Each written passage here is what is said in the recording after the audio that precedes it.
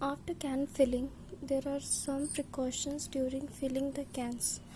Means we should not overfill the can. There should be a required head space should be maintained at the 6 to 9 mm so that it may not undergo oxidation of food, because if there is oxygen in the can, it may cause oxidation.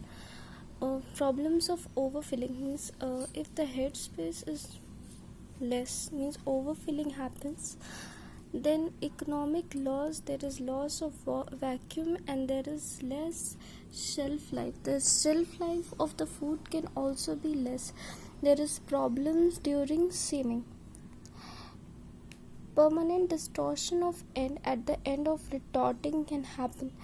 It may cause lower the penetration of heat, leading to underprocessing, or process failure can also happen. It may produce sprinkler or flipper in can packed with acid products. Head space. What is head space in the cans? Cans are filled such that uniform head space of 6 to 9 mm is available. These are vacant space available after filling the food in the can. This is called as head space.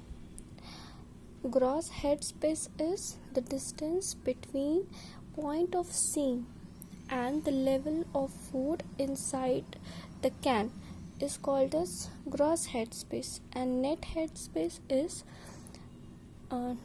including the gross head space. If we deduct the sum of deduct the counter sink and thin plate thickness, then it is called net head space. Gross head space is net head space plus counter sink plus thin thickness, and net is gross head space minus counter sink tin plate thickness. For small size can, gross head space is not to be more than 5 to 7.5 mm. For large cans, not more than 16 mm. For medium size, it is 10 mm. Importance of head space. Head space is actually earlier also told that a head space is the space between the food that is available in the can and the seam. Importance is head space accommodate hydrogen gas. It minimizes chances of bulging. Less head space means there is overpacking, and more head space means more oxygen, and this may cause oxidative changes in the product.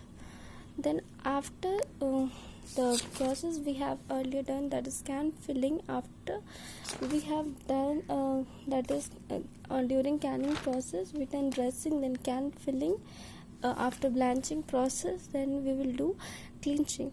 End of the can is partially secured to the body by single seam so that its content should not spill off can while seaming with high speed.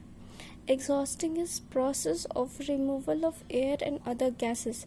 It minimizes the strain of can and seams. In this, air is replaced by seam, and on cooling the seam condenses, creating a vacuum. Thus, ends remain concave or flat, and it preserves vitamin C also. There are two types of exhausting. Exhausting is heat exhaust and mechanical exhaust. In heat exhausting, it is mostly considered process and the best exhausting method. In this, content is heated in two different ways. First, content packed may be heated immediately before filling into the can and then quickly sealed, or the can filled with the material is passed through live steam in an exhaust box. Then heating occurs. Heating is actually air is expelled and the head space filled with steam. Cans are immediately seamed as they reach exit of exhaust box. Heating time is so adjusted that the can attain a core temperature of 80 to 85 degrees Celsius.